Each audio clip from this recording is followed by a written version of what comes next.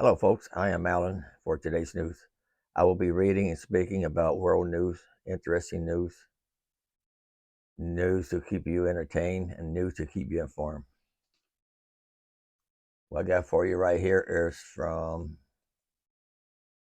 KMOV4 out of St. Louis. And let me straighten my camera up here. It says here Garland appoints special counsel to investigate Biden docs. It says, this is out of Washington. It's the Attorney General Merrick Garland on Thursday appointed a special counsel to investigate the presence of classified documents found at Joe Biden's home in Wilmington, Delaware, and at an uncensored office in Washington, dating from his time as vice president. Robert Hur, a one-time U.S. attorney appointed by former President Donald Trump, will lead the investigation and plans to begin his work soon. His appointment marks the second time in a few months that Garland has appointed a special counsel, an extraordinary fact that reflects the Justice Department efforts to independently conduct high-profile probes in a exceedingly heated politics environment, both from those investigations, including one involving Trump, relate to the handling of classified information, though there are notable differences between those cases.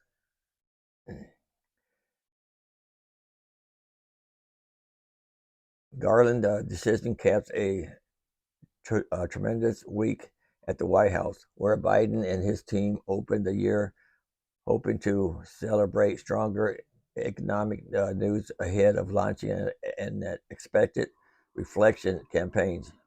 But the administration faced new challenge Monday when it's acknowledged that sensitive documents were found at the office of Biden's former institute in Washington. The situation intensified by Thursday morning when Biden attorney acknowledged that an additional classified document was found at a room in his Wilmington home, later revealed by Biden to be his personal library, along with other documents found in his garage. The Attorney General revealed that Biden's lawyer informed the Justice Department of the latest discovery at the president's home Thursday morning after FBI first retrieved documents from the garage in December. And there's more on it if you want to read it. The link will be in my description box. Here's one from Fox 2 News out of St. Louis. It said Missouri Attorney General social media lawsuit rallies anti-vaccine activists. Days after the death of baseball legend Hank Aaron in January 2021, Robert F. Kennedy Jr. went on social media to seemingly suggest, without evidence, that his passing could be connected to the COVID-19 vaccine. Kennedy, the nephew of the former president, has been a major figure in the anti-vaccine movement for more than a decade. And like many vaccine skeptics, he launched onto Aaron's death at a time when public health officials were working overtime to get as many Americans, especially older Americans, to take the coronavirus shot. Hank Aaron's tragic death is part of a wave of suspicious deaths among elderly closely following administration of COVID vaccine, Kennedy tweeted. Aaron died in his sleep a little over 2 weeks after he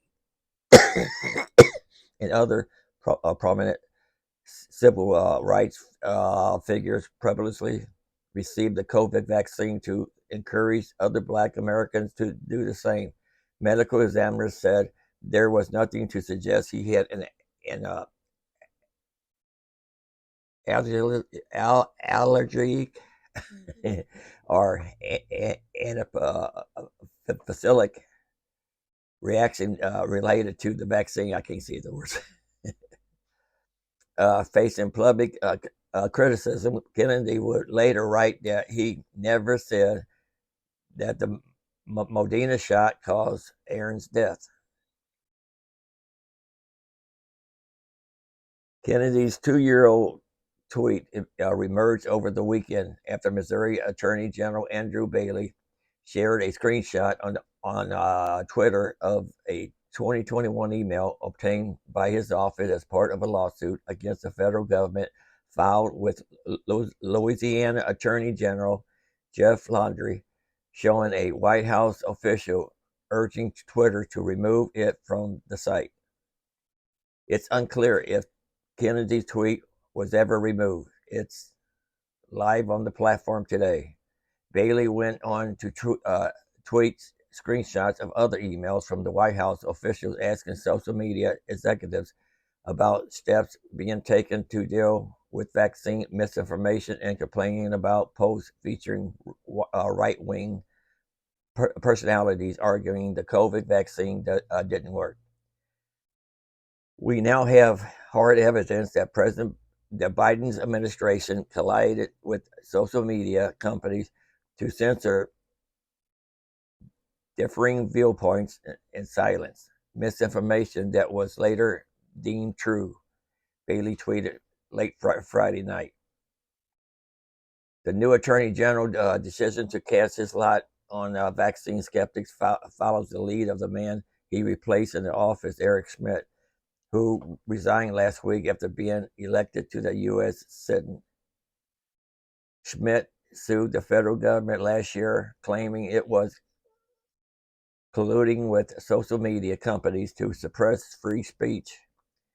In August, his office added a smattering of plaintiffs to the case, many of whom are longtime vaccine skeptics. In the months since, the lawsuit has become a cause celebre for some of the country's most prolific anti-vaccine activists. That includes Kennedy, who, along with 3 others, accused of being major purveyors of online medical misinformation. Dr. Joseph Mercola and Charlene Bollinger attempted to intervene in the lawsuit last year. Smith's office filed a brief opposing their efforts to officially join the lawsuit, arguing that they are already adequately represented in the legislation. Excuse me. Asked about his opinion on Kennedy's anti-vaccine activism, as well as whether he believes vaccines are dangerous, Bailey said, though, his spokeswoman, that the lawsuit is not about vaccine, it's about the defense of our Constitution. I've said from day one that I will always fight back against unelected bureaucrats or anyone else seeking to violate the Constitution or indoctrinate us without access to free and open debate, he said.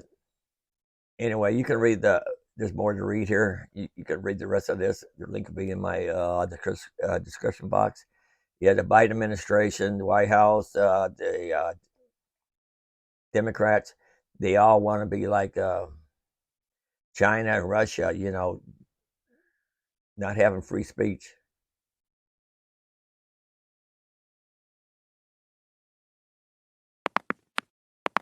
And I got another one here if it pops up.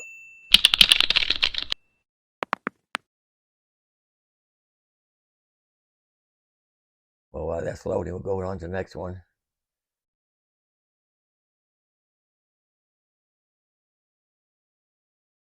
Okay, here's one here from Oh My Mag. Vladimir Putin will be killed before his birthday this year, according to a Russian politician.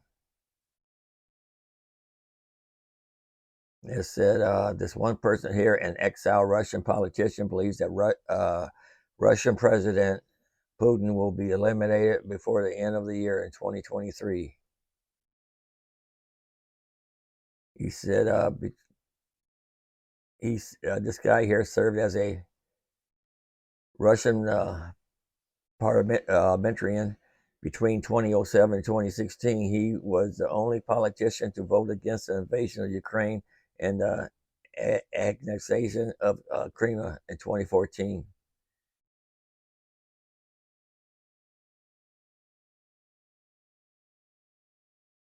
Somewhere I read it by October. Anyway, you can read the rest of this in my description box.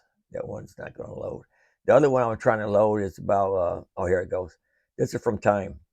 Data doesn't support new COVID-19 booster shots for most, says a vaccine expert. In a prospective published, uh-oh, because I didn't read fast enough. Here it comes. Uh, in a prospective published in the January 11 in the New England Journal of Medicine, vaccine expert Dr. Paul Offit says that it's time to rethink boosters' recommendations. In the third year of the pandemic, the population immune situation is vastly different from what it was in 2019 when SARS-CoV-2 emerged. Now, most people have been vaccinated against the virus, been infected and with it once or multiple times or both.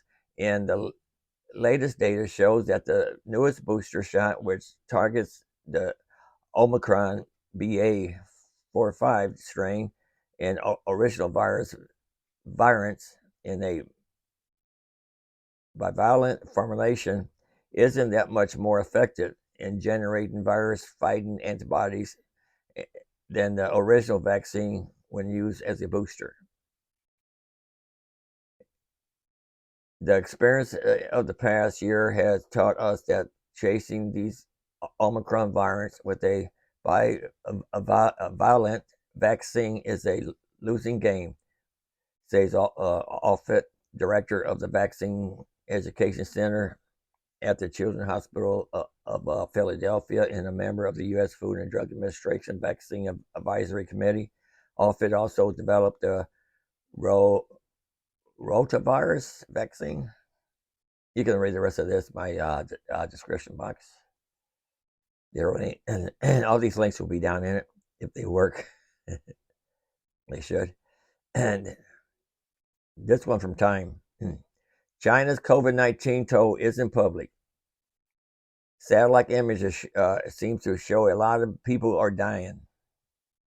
Recent satellite images taken of funeral homes and crematoriums in several Chinese cities show a marked increase in activity as COVID-19 cases surge throughout the country and as reliable numbers of the death toll has become hard to find. In early December, following mass unrest, China shifted drastically from its harsh zero COVID policy to a massive reopening.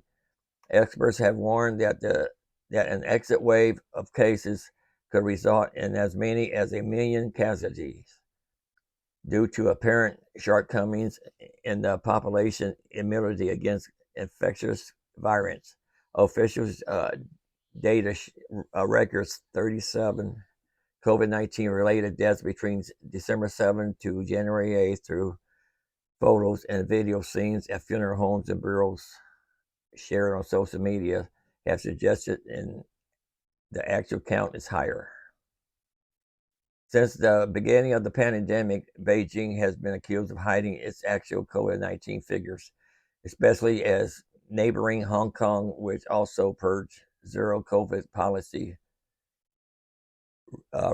recorded some 1.5% of adults aged 80 and up dying from the disease.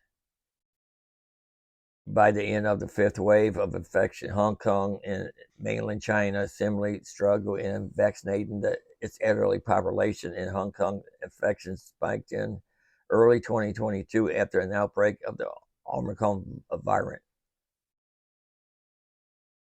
That's because China's not worried about their older people, the elderly. Anyway, you can read the rest of that in my description box.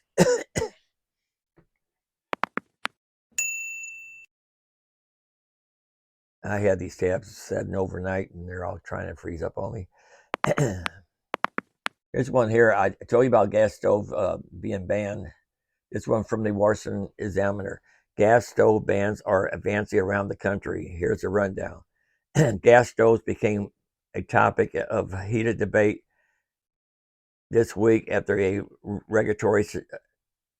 uh, regulator suggested that they would be banned at the federal level on safety grounds. The effort looks unlikely to proceed, but bans on gas stoves and other appliances have been enacted and are being proposed in large numbers at the state and local levels as a way to reduce carbon emissions.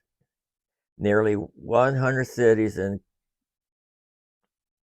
counties in the United States, mostly in blue areas, that's Democrat areas, have already adopted policies restricting the use of gas powered stoves and heaters, or to begin phasing them out in the new construction. So that means if you got a gas stove or furnace or water heater, you're going to have to get rid of them. Or if they break, you can't replace them with that. You got to go all electric, and that's forcing you. And at least 20 states have also introduced advanced similar efforts. Here are some of the more noteworthy ones. San Francisco Bay Area in 2019, the city of Berkeley became the first U.S. city to implement a ban on natural gas appliances, including stoves. That sparked an ultimately unsuccessful court challenge by the California Restaurant Association, which argued in a lawsuit that gas-powered stoves are critical for chefs to prepare food the way they are classically trained. These restaurants, they run on gas stoves. They're going to have to shut them down, change them over, charge you more just to pay for it. In the years since, several other cities in the Bay Area, including San Francisco, Oakland, Lagos, and Sunnyvale, as well as Marion County, have adopted similar bans, either banning or restricting natural gas appliances, including gas-powered stoves. It's worth noting that the California Air Resources Board approved a plan in September to ban the sale of new natural gas-fired furnaces and home water heaters in the state by 2030, but it doesn't include gas stoves, though its final rules will not come up for a final vote until 2035. New York State, get cold in it over there in the winter, you know that. Governor Kathy Hochul, I think she's a Democrat, announced a proposal Tuesday that would make New York the first state to ban natural gas heaters and appliances in new buildings beginning in 2025. The law would begin phasing in a ban on natural gas power appliances such as stoves and heaters in new buildings from 2030 on. It's called for a complete ban on the sale of new natural gas heating system. Buildings account for the largest percent of emissions in New York, making up a third of its total greenhouse gas output. New York City in 2021, New York City Council passed a citywide ban on natural gas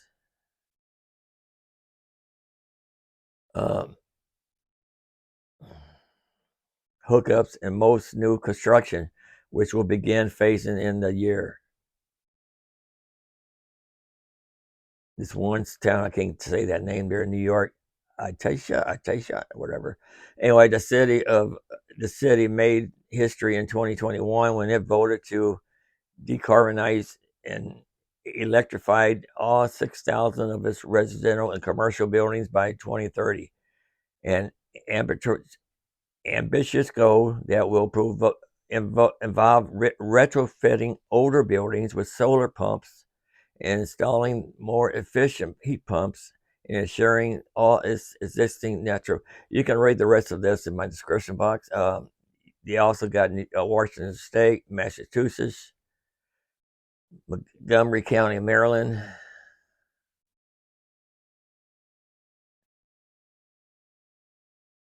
Let's see, this other one that wouldn't load, still won't load. So I'll skip that one. And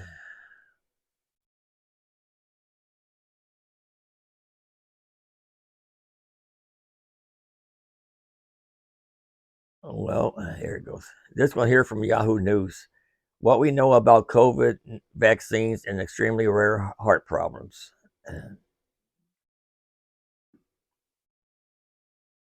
That there have been no public announcement about what caused Darman Harmon cardiac arrest after a tackle during a Monday night football game between the Cincinnati Bengals and the Buffalo Bills on January 2nd, but that hasn't stopped people from speculating. One unfound claim making the rounds on social media that 24-year-old medical emergency was caused by the COVID-19 vaccine.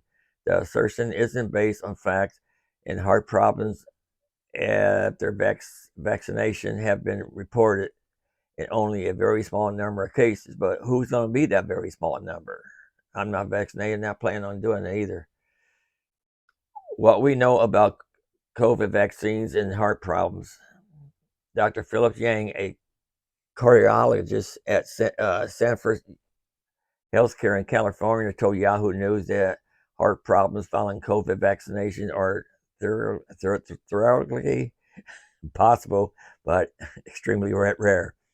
The Center for Disease Control and Prevention, he said, it is monitoring reports on inflammation of the heart muscle, inflammation of the outer lining of the heart after someone has received the Pfizer or Moderna vaccine symptoms. Anyway, I used to work at one place, and this one young girl, she got the vaccine, and she got sick. She got sick quite a few times. I'm pretty sure it's from that. Anyway, we'll go on to the next news. That one is still not loading. And this one here is from Fox Business. Republicans sound alarm on Social Security and sovereignty. Taxpayers clearly have to worry about retirement. After a heated exchange between MSNBC host Joy Reid and Rep. Brian Donalds, Republican of Florida, over Social Security and sovereignty, Congressman Jason Smith, Republican Missouri, ripped Reid's commentary and echoed his colleagues' concerns on Wednesday. Let's listen to a part of this if we can. Back this up here.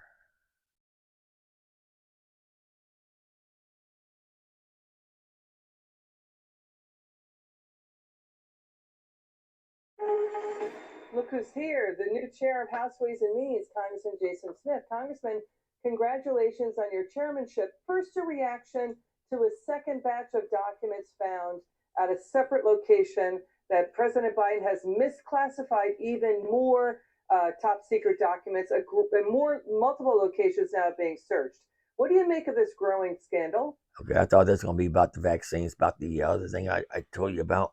So here, just because someone says it's not true doesn't mean it's not true, Smith told hosts.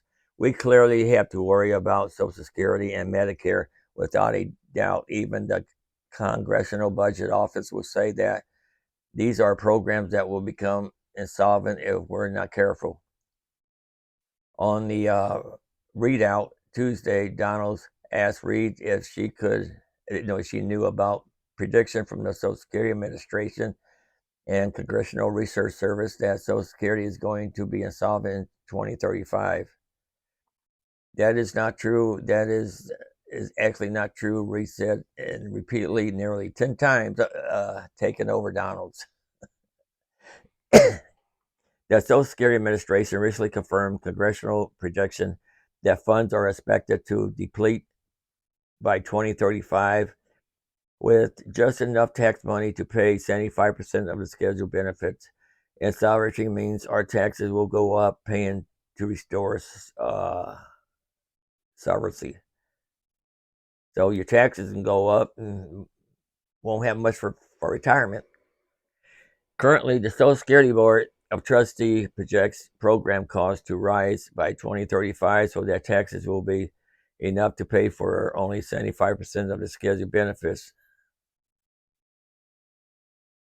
In September, the Congressional Research Service found that Social Security trusts could be depleted as early as 2034 because incoming tax revenue will be sufficient to pay only about 80% of scheduled benefits.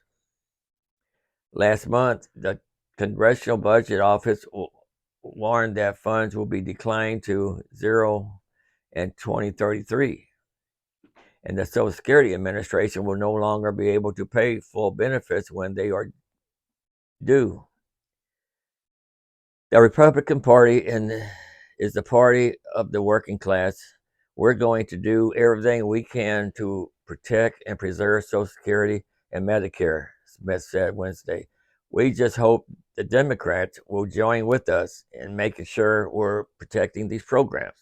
Not the way Biden is spending money. Biden throwing around like candy, like it's his candy, you know. Gee. Anyway, Representative Smith also shut down by Democrats that the GOP wants to enact budget cuts to Social Security and Medicare. See, Social Security just got a raise and now they want to cut it. They love to say that Republicans want to throw Granny off the cliff. They've been doing that for decades. It is all lies, Smith said. Republicans want to protect the Social Security and Medicare. The only way that we're going to be able to fix the problem is if they come in a bipartisan manner and we fix it. We're going to have to do it. But spend is only making these programs even worse. You hear that, Biden? Stop spending our money. Many Americans indeed are worried about their retirement savings won't keep up with everyday rising costs. According to the recent AARP survey, the vast majority, 90% of respondents who are already drawing Social Security retirement benefits or will soon receive them, said they are concerned that their benefits may not keep up with inflation. And they won't.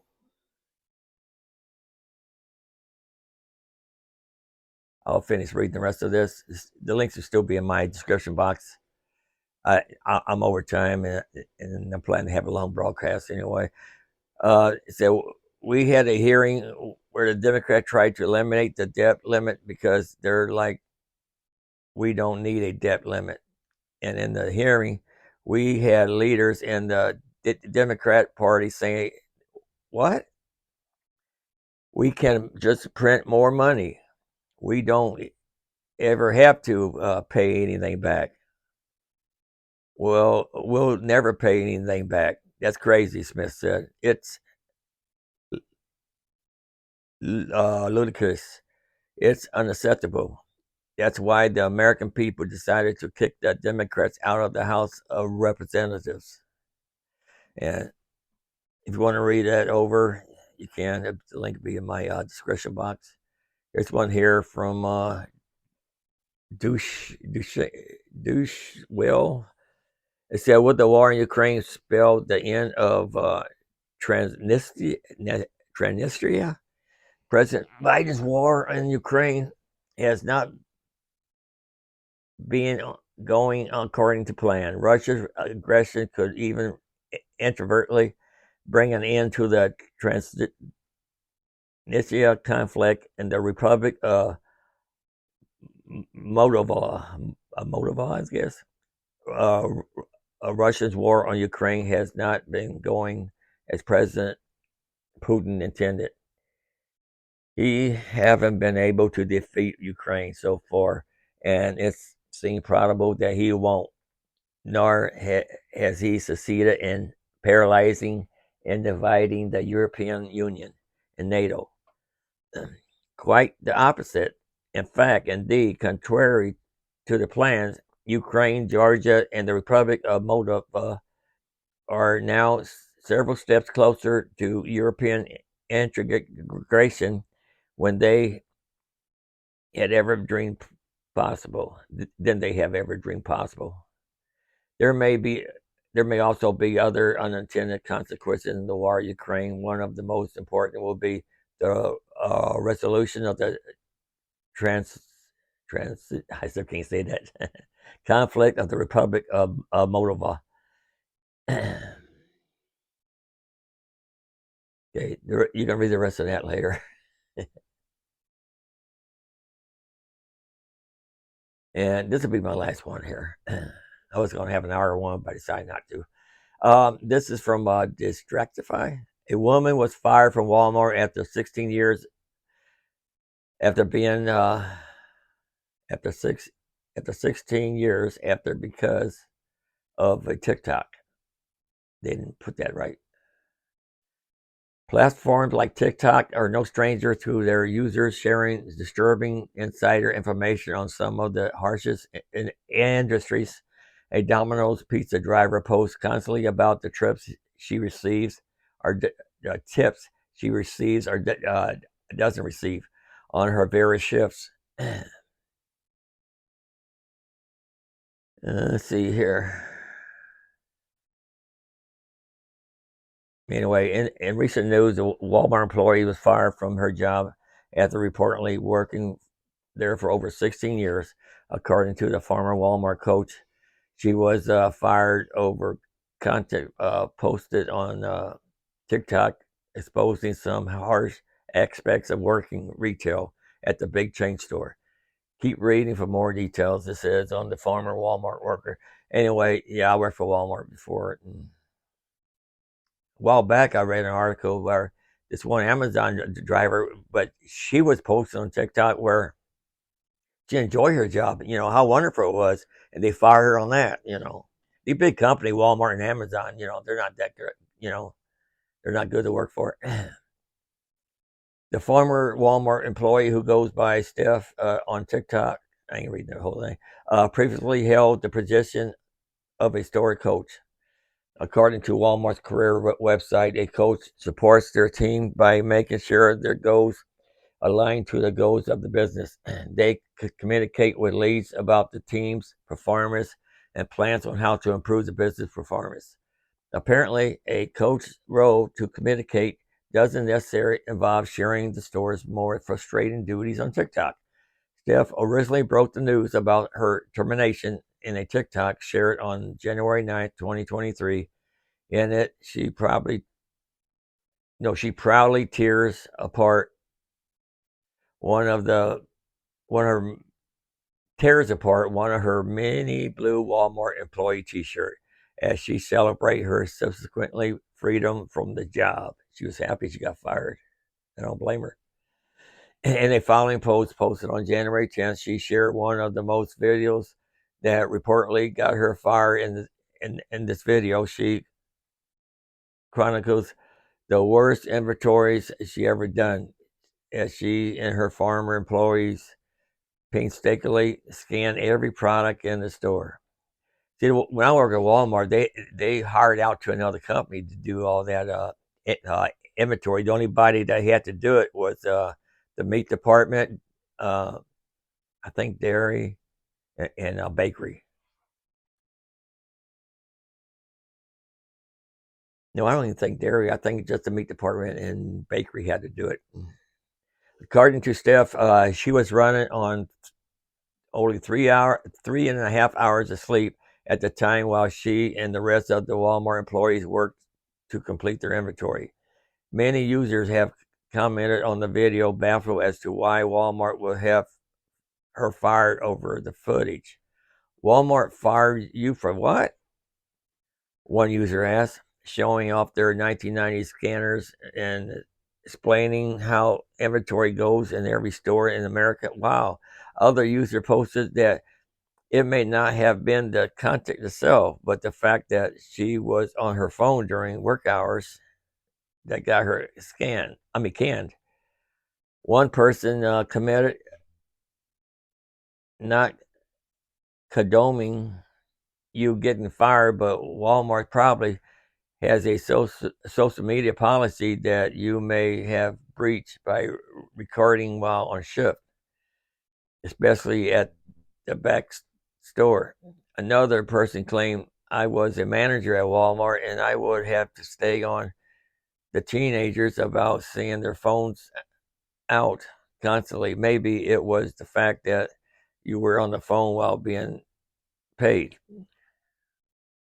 For what it's worth, Steph certainly hasn't been shy in relishing not having to work there anymore. Anyway, you can read the rest of this. Actually, I want to play this thing here for you too. I thought was pretty cool here.